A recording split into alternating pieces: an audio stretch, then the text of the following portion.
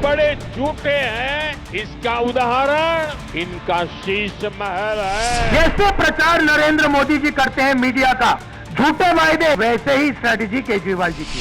BJP केवल और केवल आम आदमी पार्टी को गालियां देके ये चुनाव जीतना चाहती है।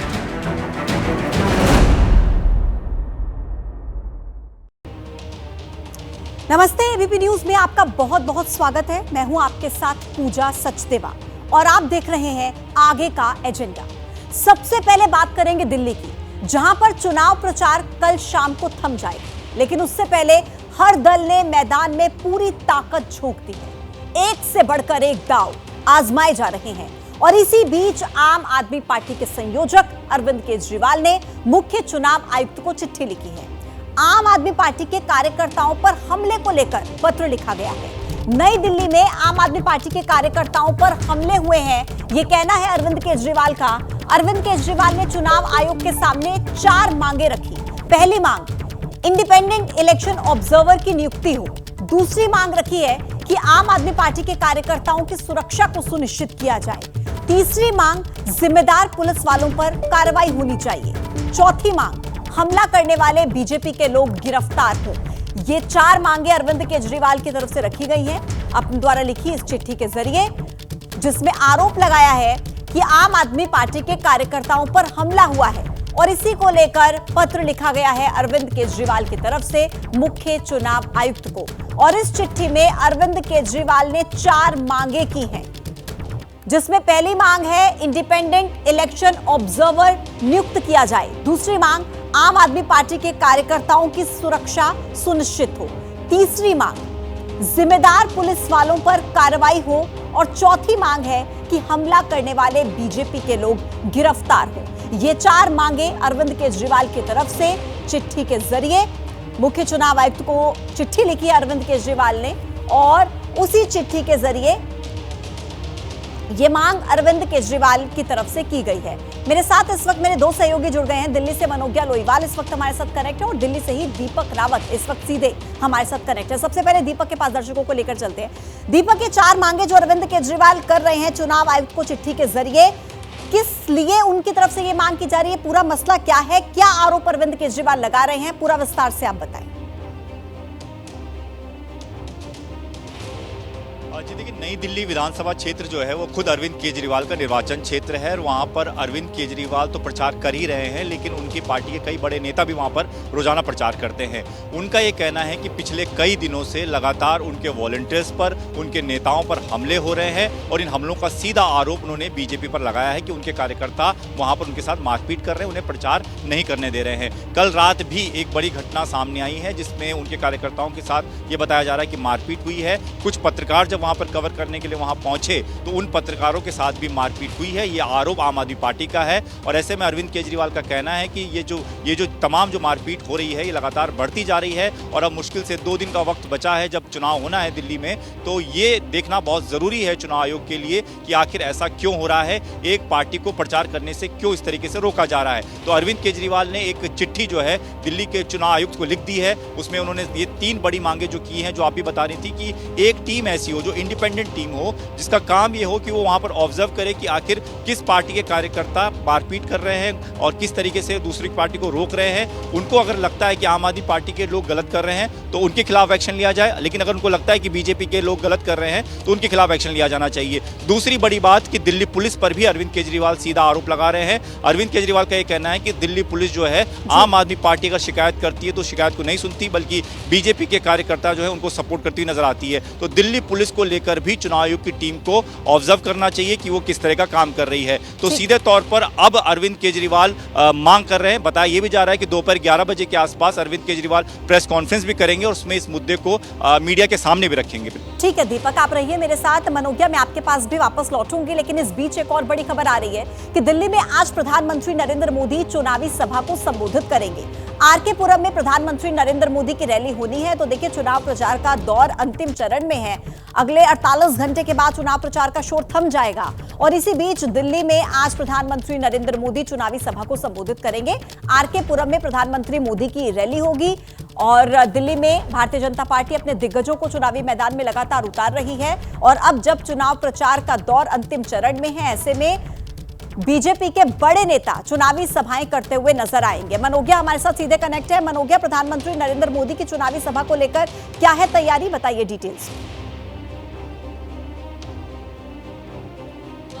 दिव्य और भव्य दोनों करने की तैयारी है, क्योंकि ये आखिरी रैली होगी प्रधानमंत्री नरेंद्र मोदी की इस दिल्ली के विधानसभा चुनाव में। और जितना बड़ा इसे भारतीय जनता पार्टी कर सकती है, उसका आप अनुमान इस बात से लगा सकते हैं कि बड़े कद्दावर नेताओं की रैलियां आज नहीं रखी गई हैं। यानी कि जो भी होंगी वो छोटी छोटी मोहल्ले में रैलियां होंगी या छोटे छोटे रोड शोज होंगे, बट बड़ी पब्लिक रैली आज नहीं होगी सिवाय प्रधानमंत्री नरेंद्र मोदी की। कल की अगर बात करें, शनिवार को तो करीब 51 रैलियां, रोड शो कुल मिलाकर की है पार्टी ने जगह जगह पर विभिन्न स्थानों पर, जिसमें गृह मंत्री अमित शाह और राष्ट्रीय अध्यक्ष जेपी नड्डा भी शामिल है। पर अगर आज की बात करें तो आज बड़ा दिन इसलिए क्योंकि वसंत पंचमी है। दूसरा महत्वपूर्ण इसलिए हो जाता है कि जहां एक और त्योहार है तो वहीं दूसरी ओर चुनाव के त्योहार का आज और कल 2 आखिरी दिन होगा प्रचार के लिए। ऐसे में प्रधानमंत्री नरेंद्र मोदी, जिसे वीटो माना जाता है, तुरुप का इक्का माना जाता है, चुनाव में भारतीय जनता पार्टी के लिए मैदान में उतरते हैं तो लगभग जीत निश्चित करके ही आते हैं। पर इस बार का चुनाव क्योंकि ज्यादा टाइट लग रहा है और जिस तरह से भारतीय जनता पार्टी लगी हुई है, उन्हें पूरा विश्वास है कि इस बार जीत हासिल कर लेंगे। हालांकि ये अगर मैं कहूं कि जमीनी स्तर पर जो तैयारियां हैं वो कई गुना ज्यादा है। आज ही पूर्व केंद्रीय मंत्री, राज्य के मंत्री, देश के विभिन्न राज्यों के मुख्यमंत्रियों को सभी को जगह जगह उतारा जाएगा, जिसमें हेमंत बिस्वा शर्मा से लेकर अनुराग ठाकुर से लेकर लगभग कई ऐसे आपको नेता मिल जाएंगे, जिसमें हरियाणा के मुख्यमंत्री नायब सिंह सैनी की करीब 1 दर्जन रैलियां लगी हुई हैं, छोटी छोटी नुक्कड़ सभाएं लगी हुई हैं। आप इससे अंदाजा लगा सकते हैं कि जहां पर प्रधानमंत्री नरेंद्र मोदी आर.के. पुरम में आज एक भव्य रैली को संबोधित करेंगे, तो वहीं दूसरी ओर पार्टी ने जमीनी स्तर पर यानी कि छोटे स्तर पर भी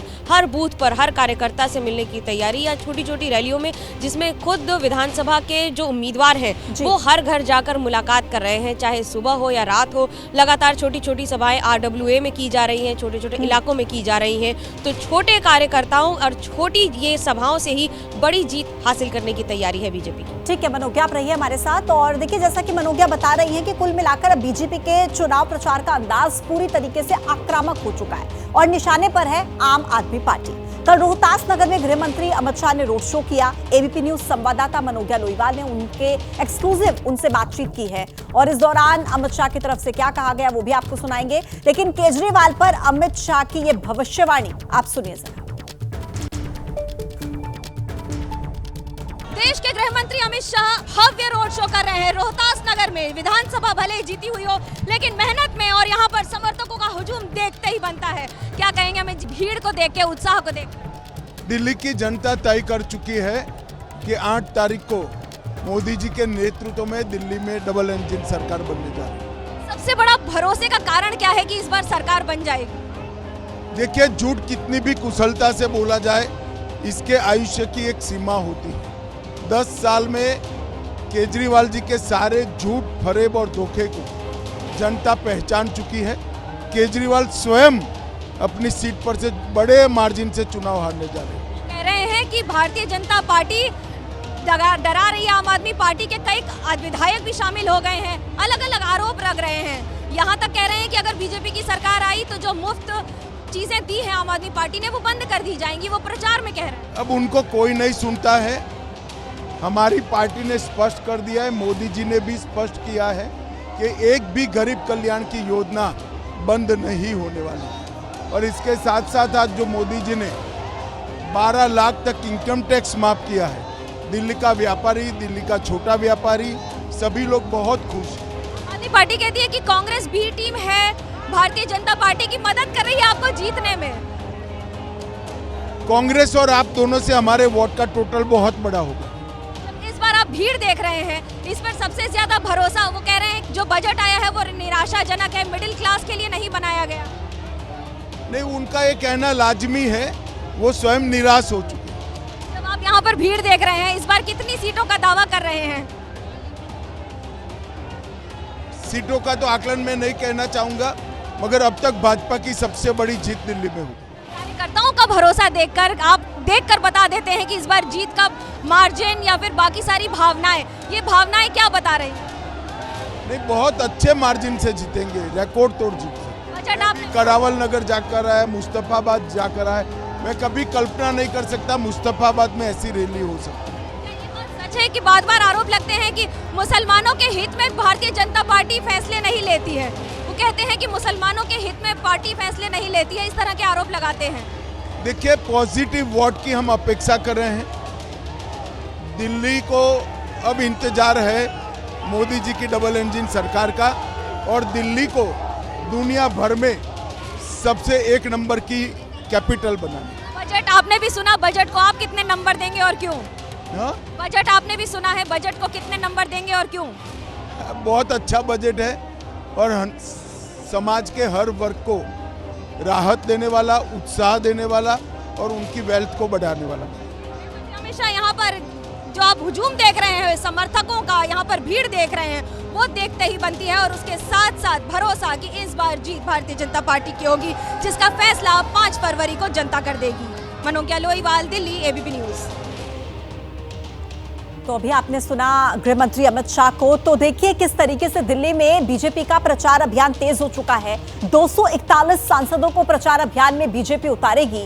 राज्यसभा और लोकसभा के 241 सांसद प्रचार करते हुए नजर आएंगे। डोर टू डोर कैंपेन और नुक्कड़ सभाएं भी करेंगे बीजेपी के सांसद। 2 और 3 जनवरी को दिल्ली में 2 और 3 फरवरी को 241 सांसद प्रचार करते हुए नजर आएंगे। तो ये अपडेट आप तक पहुंचा रहे हैं। चुनाव बहुत ज्यादा नजदीक है। 5 फरवरी को दिल्ली में वोटिंग होनी है और ऐसे में 241 सांसदों को चुनाव प्रचार के लिए मैदान में उतारने की तैयारी में है भारतीय जनता पार्टी। तो डोर टू डोर कैंपेन करते हुए नजर आएंगे। बड़े नेता, बीजेपी के दिग्गज नुक्कड़ सभाएं करते हुए नजर आएंगे। सभी सांसदों को मैदान में उतारेगी भारतीय जनता पार्टी। और कहीं ना कहीं ये जो पूरी स्ट्रैटेजी है बीजेपी की तरफ से बनाई गई है कि किस तरीके से दिल्ली के चुनावी रण में जीत को दर्ज की जाए। और ऐसे में ही देखिए 241 सांसदों को प्रचार अभियान में उतारेगी भारतीय जनता पार्टी। राज्यसभा और लोकसभा के 241 सांसद प्रचार करते हुए नजर आएंगे। 2 और 3 फरवरी को दिल्ली में प्रचार करेंगे 241 सांसद। 48 घंटे के बाद चुनाव प्रचार का शोर थम जाएगा, लेकिन उससे पहले किस तरीके से आक्रामक मोड में बीजेपी चुनाव प्रचार अभियान में जुटती हुई नजर आ रही है, उसकी तस्वीरें लगातार आप देख रहे हैं। बीजेपी के बड़े से बड़े नेता चुनावी मैदान में उतरे हुए हैं और अब बारी है 241 सांसदों की, जो डोर टू डोर कैंपेन के जरिए प्रचार करते हुए नजर आएंगे। तो देखिए दिल्ली में आज बीजेपी शासित 5 राज्यों के मुख्यमंत्री प्रचार करेंगे। राजस्थान, उत्तराखंड, हरियाणा, मध्य प्रदेश और असम के मुख्यमंत्री का प्रचार होगा। मोहन यादव, हिमंता बिस्वा शर्मा, नायब सिंह सैनी, भजन लाल शर्मा प्रचार करते हुए नजर आएंगे। और इन्हीं के साथ ही पुष्कर सिंह धामी भी बीजेपी उम्मीदवारों के लिए प्रचार करते हुए नजर आएंगे। तो बड़े बड़े चेहरे बीजेपी के जो चुनावी मैदान में आपको दिखेंगे। आज बीजेपी शासित राज्यों के 5 मुख्यमंत्री प्रचार करेंगे। राजस्थान, उत्तराखंड, हरियाणा, मध्य प्रदेश और असम के सीएम का प्रचार अभियान आपको नजर आएगा। मोहन यादव, हिमंता बिस्वा शर्मा, नायब सिंह सैनी, भजन लाल शर्मा और पुष्कर सिंह धामी भी बीजेपी उम्मीदवारों के लिए प्रचार करते हुए नजर आएंगे।